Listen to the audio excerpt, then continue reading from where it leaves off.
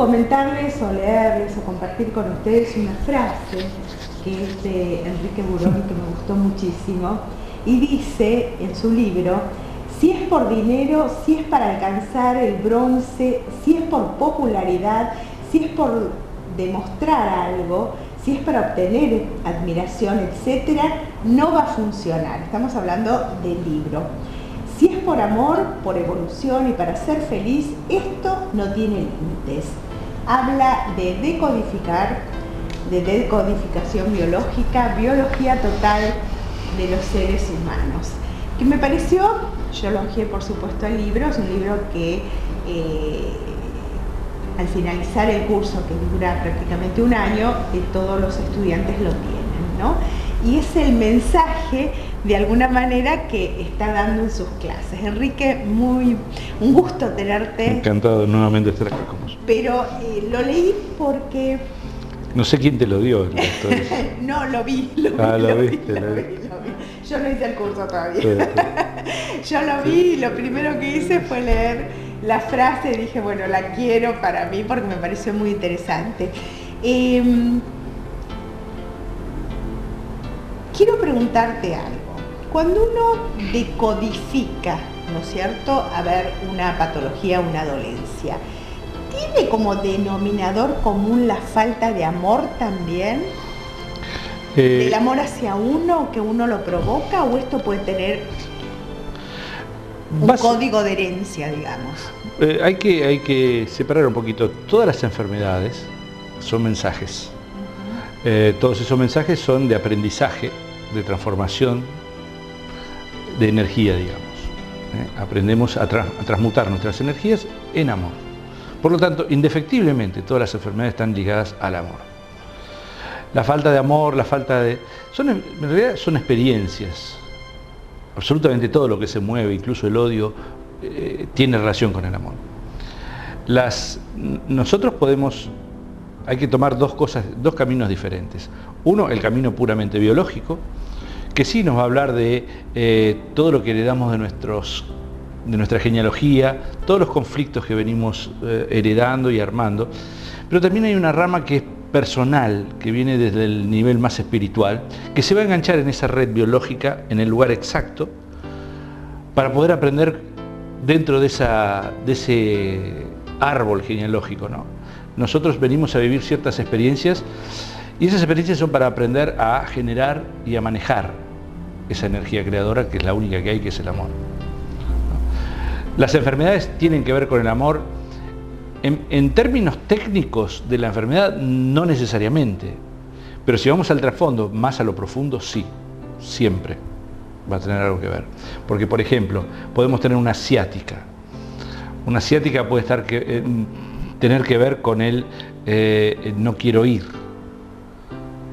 Por ejemplo, no quiero ir a trabajar. Bueno, vamos a tener una patología, una ciática, ¿no? Debo ir, pero no quiero. No se puede decir que ahí sea un tema, el nudo del amor, pero en el fondo es ¿por qué no quiero ir a trabajar? Ahí está lo que tengo que averiguar, porque hay el poco amor que tengo, claro. Entonces es muy sutil, pero sí está en trasfondo siempre. El poco amor y el poco cuidarnos, ¿no? El no valorar, el no vernos. El no vernos, porque no es que no nos valoremos, es el no ver que la obra de teatro que hemos escrito, que estamos actuando, para nuestra obra de teatro, para la de los demás, no vemos ese entramado tan sutil que ocurre en nuestra vida. Ese entramado lo podemos ver desde muchos ángulos, a partir de muchísimas ciencias, y vamos a comprender que, por más invisible que sea, es muy claro una vez que uno empieza a comprender cómo funciona, cómo nosotros vamos armando casi matemáticamente las cosas. No me gusta mucho la cosa decir matemáticamente, porque parece que esto está todo fijado. No, es un aprendizaje para obtener libre albedrío.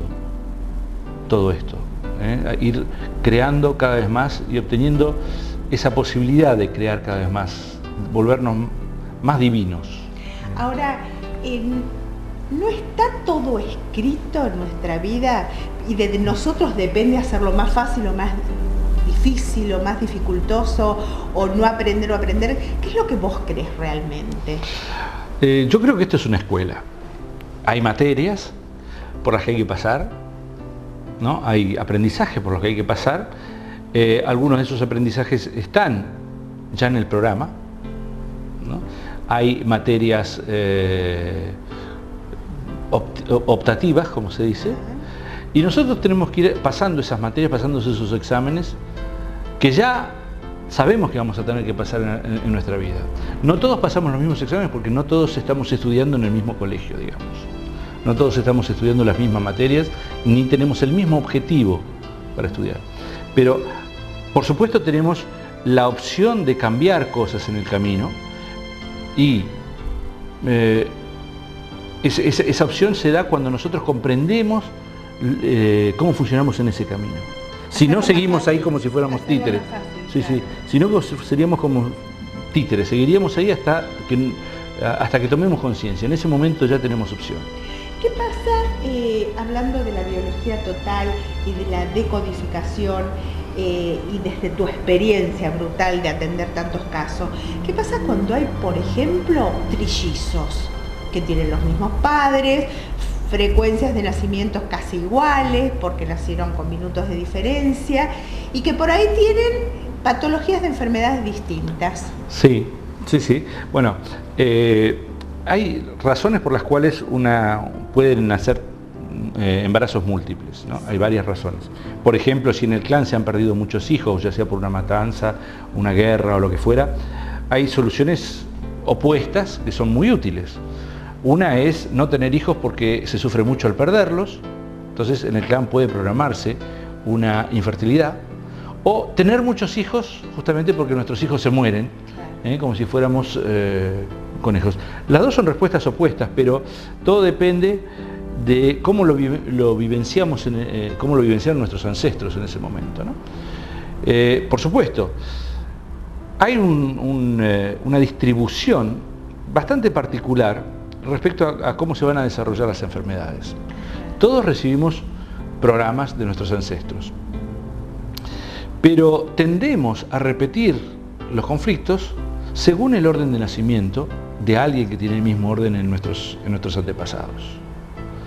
El primero le toca repetir lo del abuelo, que también era hijo número 1.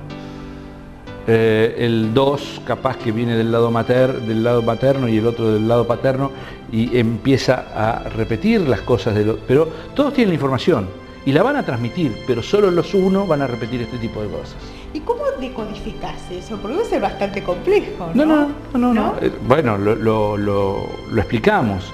A veces no, me dicen no. Bueno, fue mi caso también, por ejemplo. En un momento dado, yo vengo funcionando de una manera y le digo a mi madre: mamá, acá falta algo. ¿Yo soy tu segundo hijo? Porque hay algo que no me cierra. Me dice: no, sos el tercero en realidad. Hubo un embarazo que lo perdió, que no está. Entonces ahí me empezó a cuadrar las cosas. Yo estaba recibiendo cosas de terceros, digamos. Entonces ese tipo de cosas se puede ir descubriendo. Por supuesto, no siempre tenemos la información y es un dato que puede ser secundario. Cuando no se tiene esa información hay que pasar por otro lado, pero sí tendemos a revisar ese tipo de cosas. Y es bastante interesante. En el curso doy un ejemplo que he sacado de un libro de Anna-Céline Schutzenberger, Hay mis ancestros, que habla de las enfermedades que vamos recibiendo y que tendemos a repetir. Por ejemplo, la abuela que tuvo cáncer de mama, la madre que tuvo cáncer de mama y la hija que tiene cáncer de mama. Como si el cáncer de mama fuera contagioso. O hereditario, sí. Pero hemos visto, hay un ejemplo de Anna-Céline Schutzenberger que es muy interesante, de cómo estudiando la familia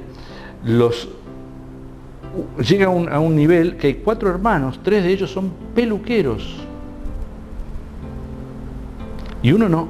Y vamos a buscar y vamos a ver en la historia, que en el curso le llamamos, creo que en Celine también la llaman así, las historias de las cabezas cortadas, hace mucho tiempo. y se juntan los clanes que tienen la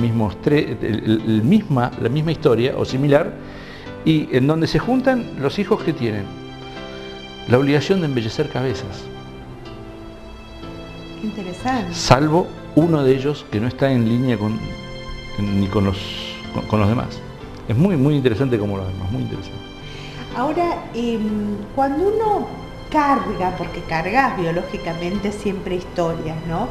Y aprendes y te das cuenta que esto funciona, que la biología total te despierta un montón de cosas, uno puede llegar a estar alerta con situaciones, por ejemplo, si yo tengo un accidente de auto, sí, supero el accidente de auto, con algún traumatismo, pasó el shock, bueno, lo que sea, y al mes empiezo a ponerme muy atenta porque puede ser que pase algo, porque emocionalmente me puede pasar algo. Eso lo dice la psicología, digamos. Sí.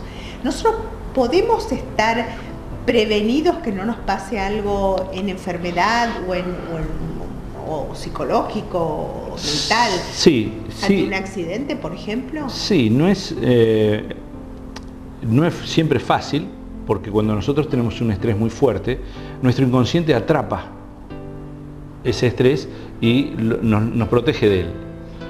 A medida que vamos aprendiendo esto, yo ya voy anticipando los conflictos que voy a tener para no tenerlos. Es decir, sentí esto y lo hablo. Perfecto. Me lo saco de encima, en ese momento.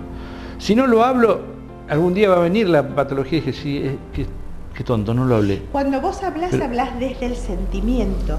Sí. Desde lo que vos sentís en ese momento. Desde lo que sentí, no el hecho. Todo el mundo va a saber que tuve un accidente y perfecto, pero ¿qué sentí yo en ese momento preciso? Va a definir qué tipo de patología puedo tener después. Las secuelas que siguen un accidente nos están diciendo qué pasaba justo antes del accidente y que el accidente fue perfectamente sincrónico para empezar a repararlo. Por ejemplo, una secuela de no poder hablar, por un golpe en la cabeza o lo que fuera, no puede hablar. Bueno, justo antes del accidente hay que ver el estrés del no puedo hablar, ir a buscar ese estrés. El accidente es un hecho, la consecuencia, sincrónico. Es un hecho sincrónico según el concepto de Carl Jung, que está jugando un rol para que yo comprenda qué fue lo que viví antes del accidente. Yo sé que es un poquito raro decir esto así, no, pero si uno lo habla con términos de energía, uno atrae permanentemente. Sí. Atraes la persona que tenés al frente, que es el maestro más importante para el aprendizaje, con una relación desde el afecto, situaciones y todo lo demás. Ahora, cuando uno vive la vida desde ese lugar, ¿no? Y de repente, pongo un ejemplo, tenés una rotura de meniscos, ¿sí? ¿no? Por jugar al fútbol, se te rompen los meniscos, hablemos de un chico joven. Te está indicando que si estás jugando, estás alegre, no. ¿Qué es lo que está pasando? Acá. ¿Qué es lo que indica, por ejemplo, una rotura de menisco para mostrar cómo trabaja la biología? Mira, el menisco es un asa, sí, ¿no? Que permite juntar la rodilla. Ahí los conflictos que están asociados a los meniscos, muchos de ellos están asociados a desvalorizaciones deportivas. Por ejemplo, estoy jugando al fútbol y por un partido importante, algo que yo lo vivo como muy importante, hago mal un pase y a causa de ese mal pase la pelota termina dentro de mi arco. He sido un mal intermediario en esta alianza que hay en el juego, ¿no? Con mi compañero, lo que sea, y me reprocha todo el mundo que yo hice mal el pase y que la pelota terminó dentro del arco. El próximo partido hago un pase de 40 metros perfecto y la pelota, el delantero, mi compañero, la pone dentro del arco. Fui un perfecto. Trabajé perfecto en la alianza del juego y me revalorizo en ese momento de la desvalorización que viví en la semana pasada. Bueno, en unos minutos es muy posible que tenga un problema de meniscos. ¡Wow! Es bravo esto. Es bravo. Sí, es difícil manejarlo, pero de ese modo también se puede reparar mucho más rápido. las desvalorizaciones deportivas son muy precisas a veces. Yo he visto jugadores, he visto una situación muy particular, la cuento en el curso, de un jugador que se hablaba mal en un momento dado de la defensa de Argentina, que había que cambiar a toda la defensa y todo así, y cambiaron a toda la defensa. Yo me imagino, puesto que se trata, el juego trata de una parodia de combate, ¿no? De conquista de territorio. Por supuesto, todos sus actores están en el conflicto de conquista de territorio, y ellos, cada uno de ellos tiene un territorio particular para sí. El que llega a la selección, este es mi lugar, yo me lo gané, y no quiere salir de ahí. Ahora, si hay que cambiar toda esa defensa, todos están haciendo un estrés. Todavía no la cambiaron, pero todo el mundo está hablando de que hay que cambiar. Y cambian a toda la defensa, menos a un jugador. Yo dije, si este jugador vivió esto de esta manera, va a tener una rotura de los ligamentos cruzados en este partido. Antes de los 30 minutos se tenía la rotura de los ligamentos cruzados en ese partido. Lo pueden no voy a decir el nombre, pero si van a buscar la historia van a encontrar quién fue. Volviendo a este ejemplo que fue en vivo y en directo, uno puede desde el conocimiento, desde saber lo que es biología total y decodificar, pararse y decir, bueno, no voy a jugar esta vez, por ejemplo. ¿Él podría haber evitado esto? Será la próxima. La reparación tiene que suceder. Tiene que suceder. Si yo tomo conciencia de qué es lo que viví en ese momento y lo verbalizo, me lo saco de adentro, lo descargo. Es decir, cuando hago la descarga es lo estoy liberando a mi cerebro de trabajar en mi biología. Ahí no hubiera tenido ningún problema. Es un poco raro. Pensaba recién, ¿no?, que en mi Tucumán querido, yo era muy chica, yo vivía en la montaña y había una señora que no tenía transporte, no había transporte público, había un trolley por ahí que demoraba muchísimo en llegar hasta el pie de la montaña, entonces siempre hacía dedo.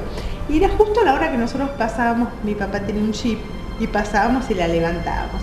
Desde que la levantábamos a esta mujer hasta que la dejábamos en su casa, no paraba de hablar y hablar y hablar, y contar lo que sentía. ¿Podés creer que todo el tiempo que yo vivía en Tucumán nunca se enfermó, nunca tuvo una gripe, nunca tuvo nada? Y me recordé esto, digo, pero qué bueno esto de poder transmitir lo que uno realmente... O esos hombres con esos grandes vozarrones que te dicen todo y no se enferman fácilmente. Y no se enferman, me parecen que son robles. En realidad cuentan. Quiere decir que el secreto está en pescarse la emoción en el momento que se produce. En el momento que se produce ese gran estrés que puede ser hasta la... Y cuando uno pierde un ser querido... Ahí pueden ser muchísimas emociones diferentes. Cuando digo muchísimas emociones diferentes tenemos... Porque muchas veces me dicen, bueno, me pasó esto, perdí un ser querido. ¿Qué me puede pasar? No tengo idea. Porque no depende del hecho de perder un ser querido. Depende de lo que yo creo en ese momento, del verbo crear, vivencialmente respecto a esa muerte. Puedo crear un conflicto de separación, no lo voy a ver nunca más. Y si digo no lo voy a ver nunca más, no es que lo digo, lo guardo. Bueno, el no ver nunca más, el cerebro está respondiendo a los ojos.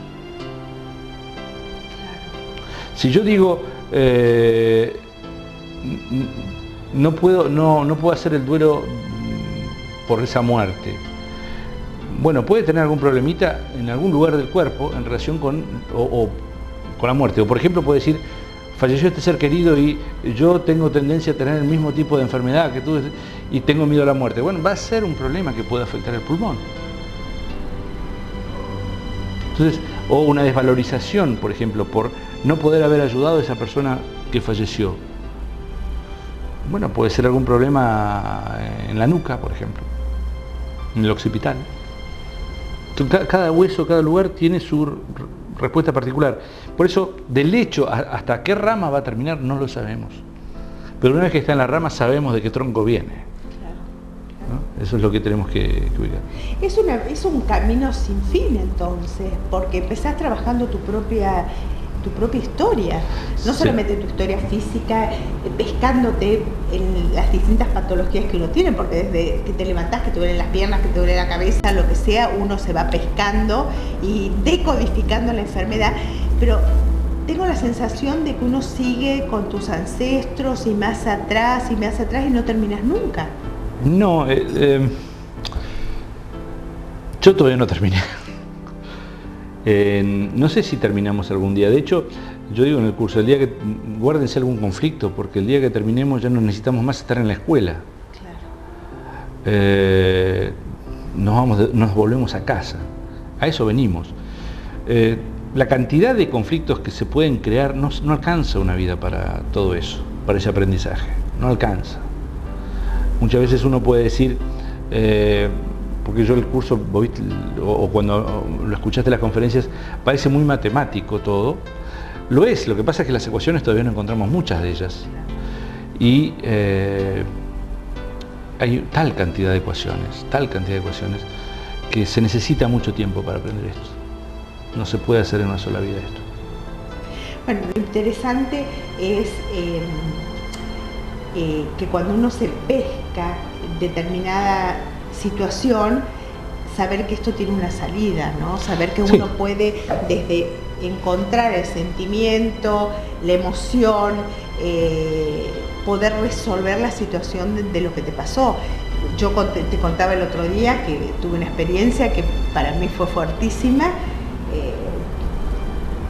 Digamos que el médico me dijo que era una rotura de tendón que tenía en este dedo, no podía hacer esto, y bueno, empezó a dolerme y dije, lo consulté a Bural, dije, pasillo de por medio, porque mis consultas son en los pasillos, y me dijiste, pasó esto y esto y esto, y yo me quedé dura porque en realidad había pasado esto, 3 situaciones, y la emoción que tuve, que me la pesqué, porque a veces te la pescas y a veces no, empecé a trabajar y bueno, no solamente muevo el dedo, no me duele más y pasé la situación. Yo creo que el secreto es estar despierto. Sí, es tomar conciencia. O como dice en la cábala, si vos te lo provocaste, vos también lo podés solucionar. Sí, tal cual. A ver, no renegamos de la medicina y el médico cumple una función importantísima, pero ¿cuánto ayuda a un proceso de sanación? Sí. Esto no reemplaza la medicina, no, eso es claro. Nosotros siempre trabajamos en complemento a la medicina, necesitamos el diagnóstico además. Y lo que es interesante es que hay muchos médicos que están viendo esta complementariedad y la pueden usar ellos mismos dentro de sus tratamientos. Y es muy, muy interesante esa combinación.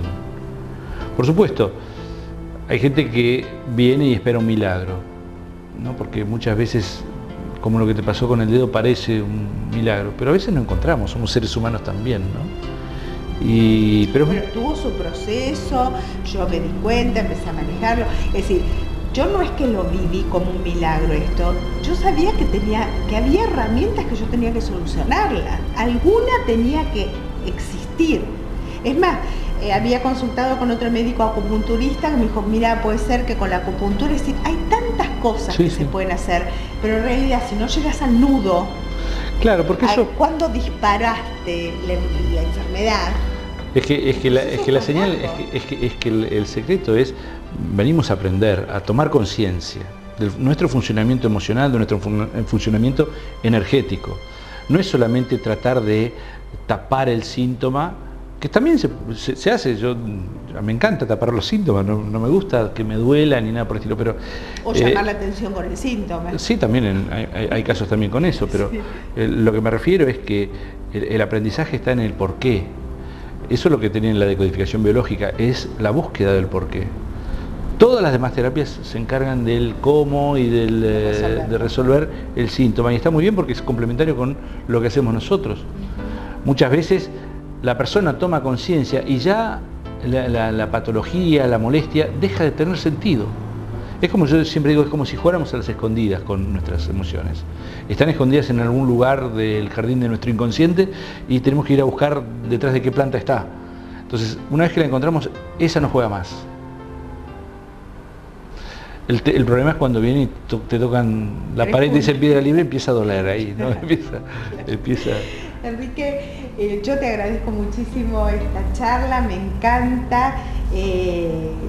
Sé que estás viajando por todas partes para dar tus cursos, pero por sobre todas las cosas para enseñarnos y abrir conciencias y darnos respuestas a tantas preguntas que nos hacemos: por qué nos enfermamos, por qué provocamos esta situación, y ¿sabes qué? Y hacernos cargo, ser responsables de lo que nos está pasando, no pensar al otro y evitar la pastillita mágica, como digo yo, ¿no? Ir al médico, sentarse así y decir, bueno, quiero el milagro. Y el milagro no existe. Somos los portadores de nuestros propios milagros, en realidad. Pero es la toma de conciencia, es fundamental para evolucionar. Obviamente, la gente piensa solo en enfermedad y no entiende que esto es mucho más grande que todo eso. Muchísimo más grande que una simple enfermedad. Es un aprendizaje extraordinario y apasionante. Y la enfermedad es un excelente maestro. Qué lindo, gracias. Un Gracias placer. por estar.